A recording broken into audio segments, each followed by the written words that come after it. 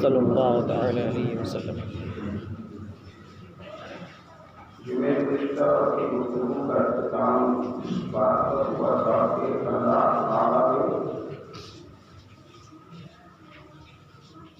تعلیم فرمائی، ارشاد فرمایا کہ جب کوئی صلح کے لیے مائل ہو تو جلدی ہوگا، اور یہ دلوں کا جو میدان ہے، جو دل ٹوٹ جاتے ہیں، آدمی کہیں ملائم ہو جاتا ہے، یہ دنیا کی کسی طاقت سے نہیں ہوتا ہے۔ نہ اس معاملے میں دباؤ کام آتا ہے، نہ دولت کام آتی ہے، نہ اقتدار، نہ کسی کا کوئی رتبہ، کچھ کام نہیں آتا۔ یہ دلوں کا جو میدان ہے نا، یہ توفیق الہی پر ہے۔ اللہ تعالیٰ فرماتا ہے کہ اور ان کے دلوں میں میل کر دیا، اگر تم زمین میں جو کچھ ہے سب خرچ کر دیتے تو ان کے دل نہ جاتے۔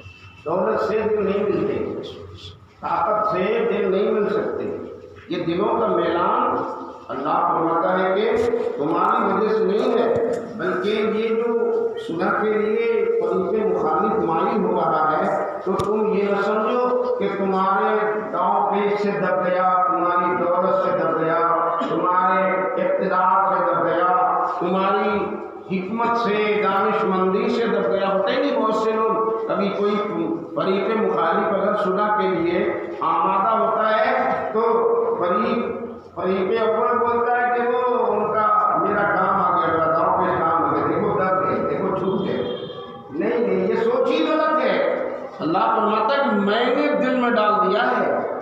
دلوں کا میلان کسی کی طاقت سے نہیں ہوتا، بلکہ دلوں کا میلان اللہ کی عطا سے ہوتا ہے، اس کی توفیق سے ہوتا ہے۔ بے شک حق تو جب دل مائل ہو جائے تو تم بھی مائل ہو جاؤ. بے شک اور اللہ نے اعلان فرما دیا کہ ان کے دل نہ ملا سکتے لیکن اللہ نے ان کے دل ملا دیے. انہ حکیم حکیم، بے شک وہی ہے خالق حکمت والا، اس نے مقصد ملا دیا. اور اب ایک اعلان ہے مسلمانوں کے لیے، رہتی دنیا تمام بندگان خدا کے لیے اللہ کا یہ واضح اعلان ہے کہ اسلام اور اہل اسلام جو چل رہے ہیں، جو اسلام پنپتا جا رہا ہے پوری دنیا میں، اس کا پرچار ہو رہا ہے، تو یہ کس کی وجہ سے ہے؟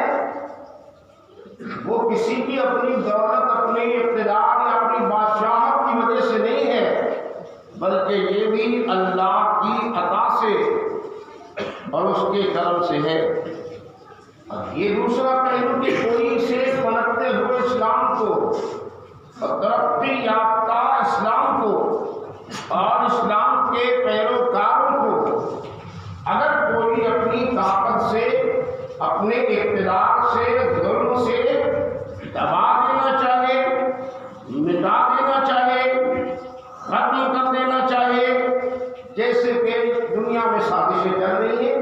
یہود و نصارہ ایک زمانے سے لگے ہیں آج تک کہ اسلام مٹا دو، لیکن جو چاہتے ہیں نہ کہ مٹا دو. غیبی مدد تو جیسی ہوتی ہے کہ ویسے ہی اسلام کی ہریالی بڑھتی ہی جا رہی ہے. سبحان اللہ سبحان اللہ. یہودی لوگ اسلام لائے، عیسائی لوگ اسلام لائے، کفار و مشرکین اسلام لے آئے. آپ چاہتے ہو کہ مٹا دیا جائے، برائیاں نکالتے ہو، خرابیاں نکالتے ہو، عیب نکالتے ہو، سازشیں کرتے ہو، لیکن یہ ترقی کیسے؟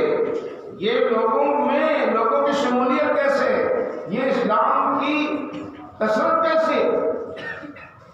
یہ اللہ کی عطا ہے. وہ اپنے مذہب کی حفاظت اور اپنے دین، اپنے نبی کے دین کی حفاظت کی گارنٹی دیتا ہے.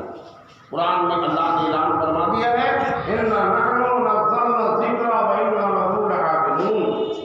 یہ دین، یہ مذہب میں نے ہی اتارا ہے اور اس کی حفاظت ہمارے ہی ذمہ کرم پر ہے. اللہ نے کسی بادشاہ کو، کسی دنیا کے سلطان کو، کسی سرمایہ دار کو، کسی دولت مند کے ذمہ نہیں کیا کہ تم حفاظت کرنا، تم کرنا. نہیں، رب نے فرما دیا میں کروں گا، میں حفاظت کروں گا. اور جس مذہب کا اور جس دین کا محافظ خالق کائنات ہو، کون ہے دنیا کی ایسی طاقت اسے مٹا دی؟ یہ ہماری اپنی بھول ہے. مسلم اسلام مل جائے گا خبردار. اللہ نے آگے اعلان یہاں یوں فرما دیا ہے یا ایھا النبی حسبک اللہ ومن اتبعک من المؤمنین. اے نبی، آپ کے دین کے لیے ایک غیب کی خبریں بتانے والے نبی، اللہ تمہیں کافی ہے اور یہ جتنے مسلمان تمہارے پیرو ہوئے. یعنی اللہ نے یہاں اطمینان دلا دیا کوئی نہیں مٹا سکتا ہے. مصطفیٰ آپ کے دین اور آپ کے مذہب کی بقا کے لیے ایک تو آپ کا خدا کافی ہے، اور دوسرے یہ جو لوگ کلمہ پڑھ کر داخل اسلام ہو چکے ہیں نا، ہلکا بگوش اسلام ہو رہے ہیں، یہی کافی ہے. کوئی طاقتور کے ذمے اسلام نہیں آیا. یہ بھی خیال ہے کہ اسلام کمزوروں سے ہی پھیلا ہے اور کمزوروں میں ہی رہتا ہے اور کمزوروں ہی سے اسلام کی طاقت ملتی ہے. غریبوں سے، غریبی میں پھیلا، غریبی میں رہا اور غریبوں سے طاقت مل رہی ہے. دولت مند لوگ تو اپنی دولت بچانے، اپنے اقتدار بچانے، اپنی تمام طرح کی سہولت کو دیکھتے نا مدد کو پیچھے کر دیتے ہیں. پہلے ان کا سامنے جو مسئلہ ہے وہ نہ بھولے، ان میں کمی نہ آئے. لیکن غریب کے بعد کچھ ہے ہی نہیں کہ وہ کسی اور کو بچانے میں لگے. غریب اگر جان دیتا ہے تو اپنا مال بچانے کے لیے نہیں، مذہب کی بقا کے لیے. جیتا بھی ہے تو اسلام کی بقا کے لیے، مرتا بھی ہے تو اسلام کی رضا کے لیے. یہ اللہ نے فرما دیا آپ کا خدا کافی ہے اور آپ کے جو پیروکار ہیں وہ کافی ہے. ابتدا میں جب کہ 39 لوگ داخل اسلام میں چکے تھے اور دشمن کی جلات تھی، منصوبہ بندی تھی، سازشیں تھیں، ہر طرف سے عرب کفار مکہ کے بڑے بڑے تیار ہو گئے تھے کہ اسلام اور بانی اسلام کو مٹا دو۔ اللہ کے پیارے نبی نے ایسے وقت میں رب کی بارگاہ میں دعا کیا اور رب کی بارگاہ میں نبی نے التجا کیا، عرض کیا اللہ کے رسول نے، اللہم اعز الاسلام والمسلمین، اللہم اعز الاسلام بعمر بن الخطاب، اے اللہ تو عمر ابن خطاب کے ذریعے اسلام کی عزت میں چار چاند لگا دی۔ یہ نبی کی نگاہ دیکھ رہی تھی نا، ابو جہل بھی تو تھے اور بھی تو بڑے بڑے کافر تھے نا، بڑے بڑے دولت مند بھی تھے، لیکن اوروں کے لیے نبی نے نہیں کہا ابو جہل کے لیے یا عمر ابن خطاب کے لیے، نبی نے کہا کہ ایک عمر آ جائے اگر اسلام میں تو پھر اسلام کی طاقت بڑھ جائے گی اور کوئی پھر اسلام کو ترچھی نگاہ سے نہیں دیکھ سکتا۔ نبی نے دعا کیا، اللہ کی بارگاہ میں مصطفیٰ جانے رحمت کی دعائیں کبھی نہ ہوں گی، ادھر دعائیں مصطفیٰ نکلتی ہے، شکل دلہن کی بنتی ہے، دلہن بن کر دعائیں محمد جاتی ہے اور اجابت کا صحرا پہنا دیا جاتا ہے، قبولیت کا جوڑا کام ہو جاتا ہے۔ دعا کیا، قبول ہو گئی، اور پھر دوسرا دن آیا کہ سیدنا فاروق اعظم بارگاہ مصطفیٰ میں آگے کیسے کیسے آئے تو بارہا سنا اپنی تلوار لے کے آئے، قتل کے ارادے سے آئے، لیکن ادھر نبی کی دعا جو تھی وہ تو ان کے ہاتھوں میں لائے ہوئے تلوار سے زیادہ اثردار تھی۔ تلوار چھوٹ گئی، کلمہ پڑھ لیا، غلامی میں آ گئے، قبول کر لیا اسلام، اور اب نبی کی طرف جب آ گئے 40 کی عدد پوری ہو گئی، اور جب طاقت میں اسلام آ گیا اور عمر ابن خطاب داخل ہو گئے، اب تک وہ مسلمان چھپ چھپ کر چوری چوری نمازیں پڑھتے تھے، چھپ چھپ کر اپنا کام کرتے تھے، دشمنوں کا ڈر تھا نا، چاروں طرف ستائے جا رہے تھے، اپنے جتنے کام تھے چھپ چھپ کے کر رہے تھے، لیکن آج پہلا دن تھا جب عمر داخل اسلام ہو گئے، بارگاہ مصطفیٰ میں عرض کیا، یا رسول اللہ کیا ہمارا خدا حق نہیں؟ پیغمبر نے فرمایا، بے شک عمر تمہارا خدا حق ہے، کیا ہمارا رسول حق نہیں؟ نبی نے فرمایا، اے عمر تمہارا رسول بھی حق ہے، کیا مذہب ہمارا حق نہیں؟ نبی نے فرمایا، تمہارا مذہب حق ہے۔ عمر بولے، مولا اے مصطفیٰ، جب ہمارا خدا حق، ہمارا رسول حق، ہمارا قرآن حق، ہمارا مذہب حق، مصطفیٰ جب ہم حق پر ہیں تو یہ چھپ کر ہم عبادت کیوں کریں؟ چلیے مصطفیٰ، آج کھلی فضا میں دیوار کعبہ کے دوار میں ہم عبادت کریں گے اور دیکھیں گے کہ کون ہے جو سامنے آ جاتا ہے۔ یہ عمر کی دلیری تھی، عمر کا حوصلہ تھا، آج پہلا دن تھا، خانہ کعبہ کے دوار میں کھلی فضا میں نماز ادا کی گئی، دشمن چاروں طرف سے دیکھ رہے تھے، کسی کے مجال نہیں دی، بہرحال اسلام میں طاقت آئی، اور اللہ نے یہ آیت شریفہ جو ہے نا، یا ایھا نبی، مفسرین نے فرمایا کہ جب حضرت عمر داخل اسلام ہو گئے تو جبریل امین یہ کلام الہی لے کر بارگاہ مصطفیٰ میں حاضر ہو گئے، اور جبریل نے عرض کیا، ان اللہ یقرؤک السلام، اے نبی آپ کے خدا نے آپ کو سلام بھیجا ہے، اور نبی اب تک تو آپ مطمئن رہے، اب تک تو آپ غمزدہ رہے، اب تک تو آپ فکر مند رہے، آپ کو یہ فکر تھی کہ اسلام کیسے بڑھے گا، مسلمانوں کی حفاظت کیسے ہوگی، دشمن پہ غلبہ ہم کیسے کریں گے۔ اے نبی آپ اپنی فکروں کو چھوڑ دیجئے، غموں علم سے باہر آ جائیے، آپ کی جماعت میں عمر آ گئے ہیں، مصطفیٰ آپ کیوں فکر مند ہوتے ہیں، آپ کے لیے آپ کا خدا کافی ہے، اور یہ جو آپ کے پیروکار ہیں نا، یہ کافی ہے، یہ کافی ہے، اطمینان دلا کے اطمینان کے لیے آئے تھے، کوئی کچھ نہیں بگاڑ سکے گا، کچھ نہیں ہو سکے گا، اور یہ کل کے لیے نہیں، قیامت تک کے لیے آئے تھے کہ اسلام بچا بھی رہے گا، محفوظ رہے گا، سلامت رہے گا۔ کیوں؟ اس لیے کہ اللہ کافی ہے، اور جو اس کے تابع دار ہیں نا، جو سچے مومن لوگ ہیں، وہ کافی ہیں، جان دے دیں گے، اسلام کی آبرو پر آنچ آنے نہیں دیں گے۔ یہ ہوگا بھی رہا، دور گزرا، پوری تاریخ موجود ہے، کربلا ہو، اس سے پہلے کا معرکہ ہو، بعد کا ہو، آج تک کا ہو، اور یا اکرام بزرگان دین نے کیسی کیسی اذیتیں برداشت کی، مصیبتیں اٹھائیں، ظلم و استبداد کے پہاڑ توڑے گئے، ستایا گیا، گھر سے بے گھر ہوئے، دولت، مال، مکان، جائیداد سب قربان کیا، لیکن اسلام کی آبرو پر آنچ آنے نہیں دیا۔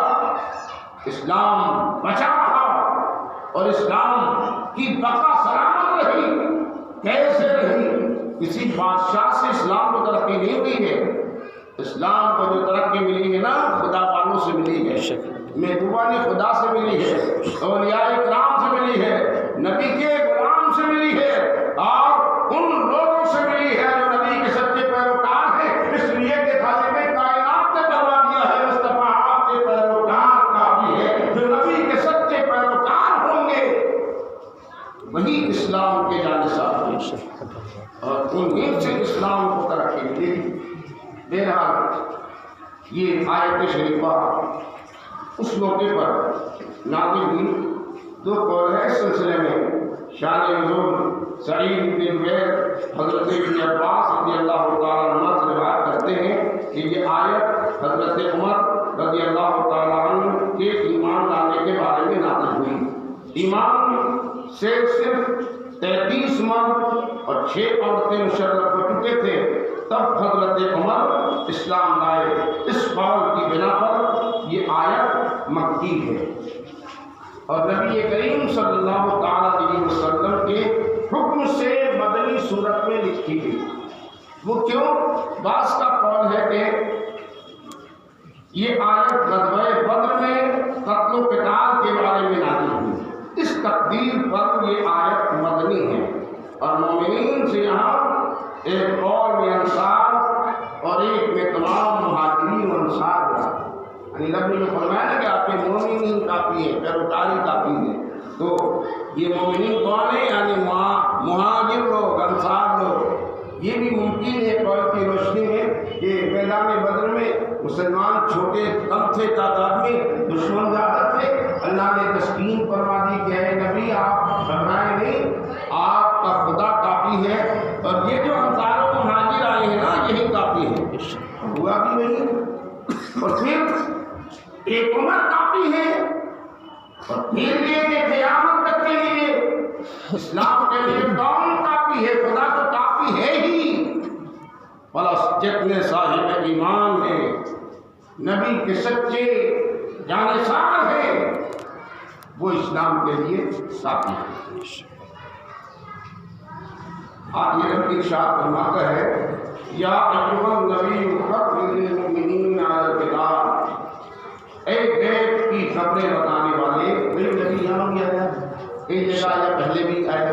اللہ نے جگہ جگہ نبی کہہ کے جو مخاطب کیا ہے نا، اس کے پیچھے بھی بڑا فلسفہ ہے۔ جب جانتا ہے نا کہ میرے نبی کی کچھ تو لوگ نبوت کے منکر ہوں گے، اور کچھ لوگ ہوں گے کہ نبی تو مان رہے ہوں گے لیکن نبی کے معنی سے اتفاق نہیں رکھیں گے، لہذا اللہ نے جا بجا اپنے نبی کو، اپنے محبوب کو اللہ نے نبی کہہ کر پکارا۔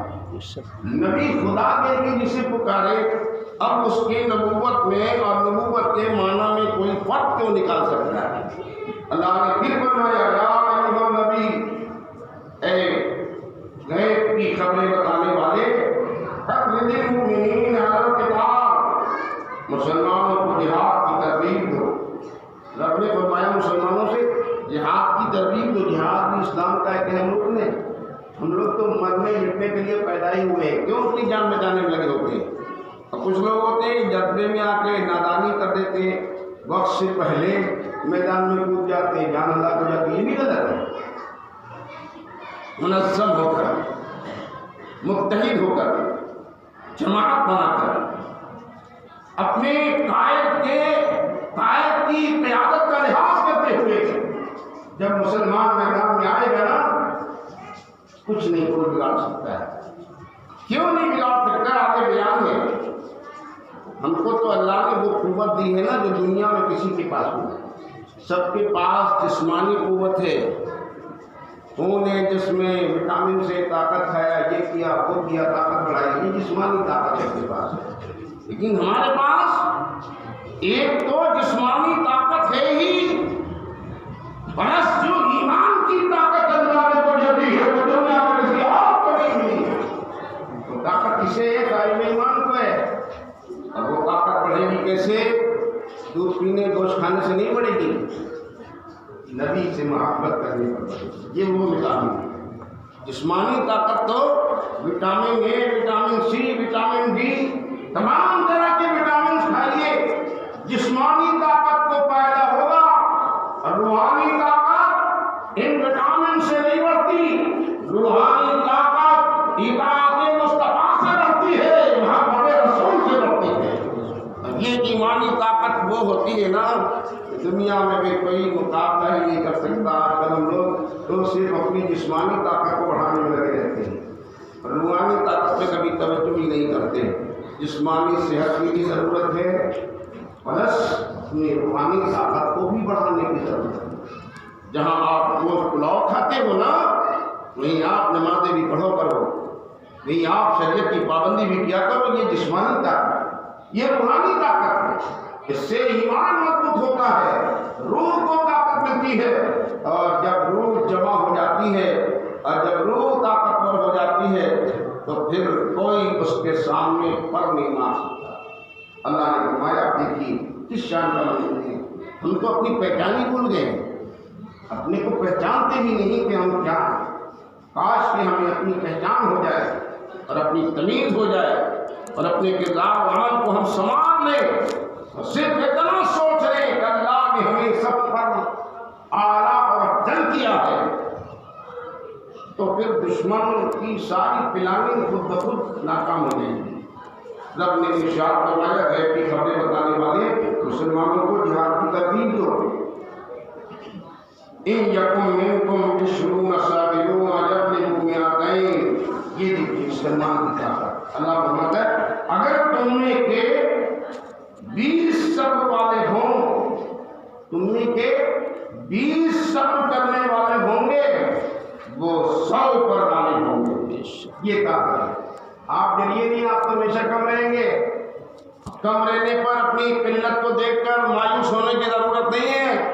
اللہ نے فرمایا تمہارے 20 صابر جو کلفت میں صبر کر لیں، مشکل میں صبر کر لیں اور پریشانی میں صبر کر لیں، وہ 20 صابر ایسے ہوں گے اللہ نے وہ قوت عطا فرمائے گا کہ 200 دشمن کفار پر وہ 20 غالب ہوں گے. ایک پر 10 ہوا نا. یہ لوگ جو کہتے ہیں کہاوت بھی ہے، لوگ کہتے ہیں ہم تو 10 پر بھاری ہیں. حقیقت ہے قرآن کی روشنی میں ہم اکیلے 10 پر بھاری ہیں. لیکن آج ہم کمزور کیوں ہیں؟ صرف اتنی وجہ ہے کہ ہماری ایمان کی طاقت کم ہے. ہم نے اپنے کردار و عمل کے ذریعے اپنی روح کو بیمار کر دیا. جسے کھان پان کے غلط ہونے سے جسم بیمار ہوتا ہے نا، ایسے ہی کردار و عمل کے بگڑنے سے روح کو بیماری لگ جاتی ہے. جسم کمزور ہوتا ہے تو آدمی کوئی کام کاج نہیں کر پاتا.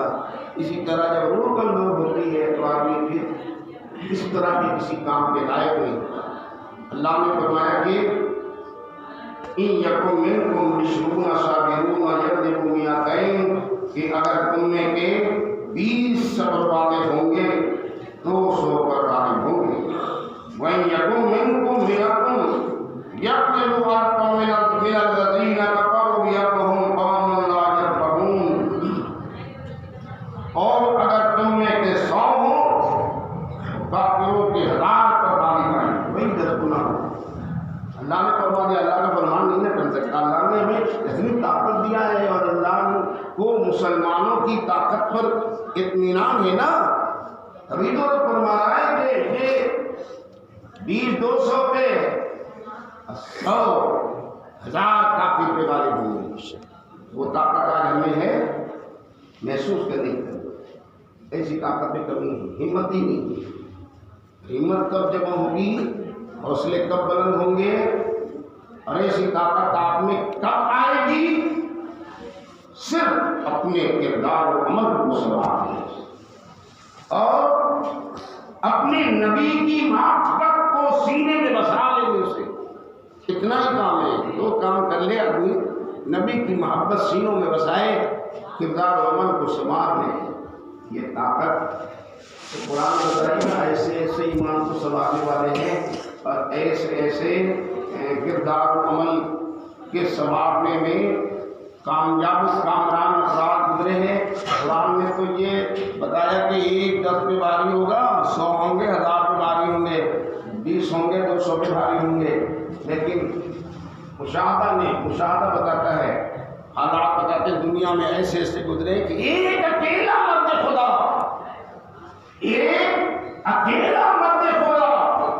ہزار 2000 پہ نہیں، لاکھوں پہ بھاری آ گیا، اکیلا انگلی کا اشارہ کر دیا ہے، پلٹ گئی، زمین آسمان ہو گیا، آسمان زمین ہو گیا۔ حضرت سید سالار مسعود قادری تو بنارس کا ہی نا واقعہ ہے، آپ جانتے ہیں نا، کہاں ہزار تھے، اکیلے سید سالار مسعود قادری، اکیلے غریب نواز، اکیلے تو کہے نا، اور آپ کہیں گے میدان کارزار میں کہا، تو سید سالار مسعود قادری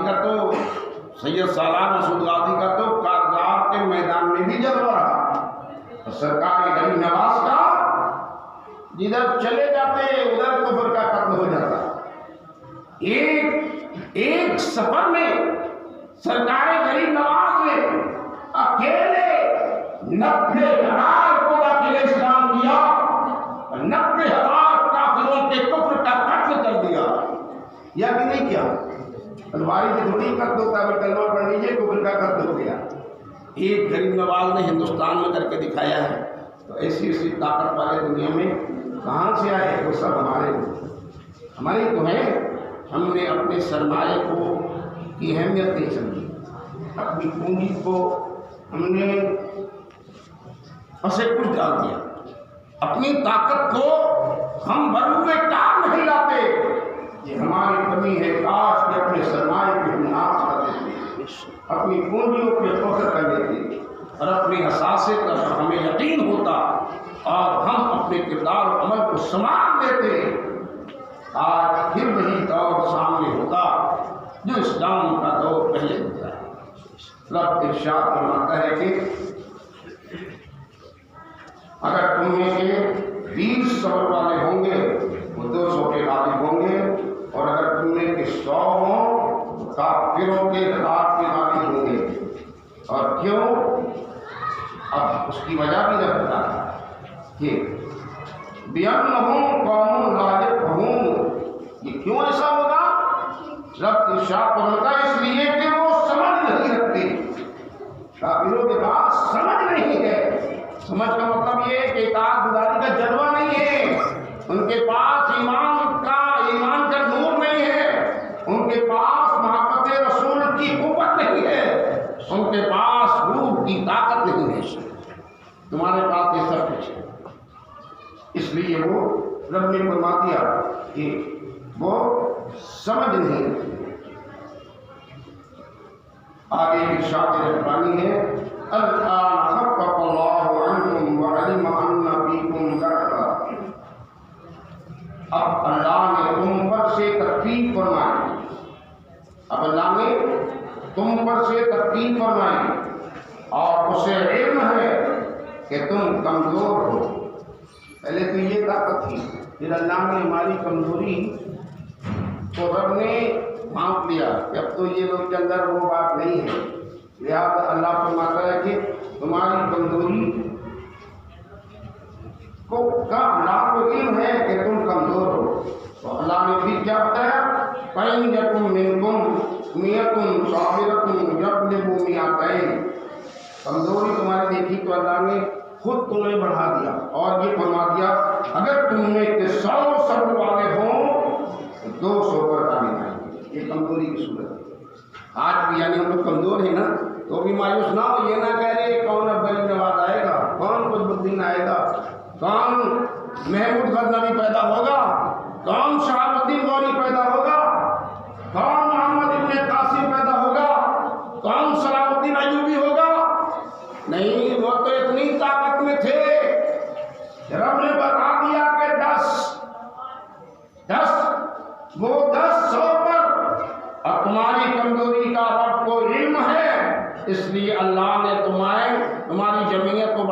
بات کہی اور کہی کہ تم 100-200 پہ بھاری ہو، 100 پہ ہو جاؤ، 200 پہ بھاری لوگ، اتنے کمزور بھی نہیں ہے کہ گئے گزرے، تعداد بڑھانے کی ضرورت ہے۔ رب نے ارشاد فرما دیا کہ اگر تم میں 100 صبر والے ہو 200 پہ بھاری ماریں گے، وہی یکم منکم الفم یغلبوا الفین باذن اللہ واللہ مع الصابرین، اور اگر تم میں 1000 ہوں تو 2000 پہ غالب ہوں گے، اللہ کے حکم سے، باذن اللہ کے حکم سے غالب ہوں، واللہ مع الصابرین، اور اللہ صبر والوں کے ساتھ۔ ما کان لنبی ان یکون له اسوہ حتی یسخن فی الارض، رب ارشاد فرماتا ہے کسی نبی کو لائق نہیں کہ کافروں کو زندہ قید کرے جب تک زمین میں ان کا خون پھوٹ نہ آئے۔ تریدون عرض الدنیا واللہ یرید الآخرۃ واللہ عزیز حکیم، تم لوگ دنیا کا مال چاہتے ہو اور اللہ آخرت چاہتا ہے، اور اللہ غالب حکمت والا ہے۔ اس ضمن میں بھی بات کرنی ہے انشاءاللہ، جو آئندہ میں آپ سنیں گے کہ بدر میں جو لوگ قیدی بنائے گئے تھے، 70 کافی قیدی بنائے گئے تھے، اس تعلق سے آپس میں باتیں ہوئیں۔ اللہ کے پیارے نبی نے صحابہ سے مشورہ کیا ان قیدیوں کے بارے میں کیا کرنا چاہیے، کیا ہونا چاہیے۔ تو آپس میں مشورہ صحابہ نے دیا کہ ان قیدیوں سے جزیہ لے لیا جائے، ان کی جو معلومات ہیں ان پہ قبضہ کر لیا جائے، ان پہ بدلہ لیا جائے۔ تو معلومات کی طرف لوگوں کی توجہ دی، اللہ نے اس تعلق سے ان کو جو پیغام دیا بات کرنی ہے، آپ آئندہ سنیں گے۔ وآخر دعوانا الحمد للہ رب العالمین۔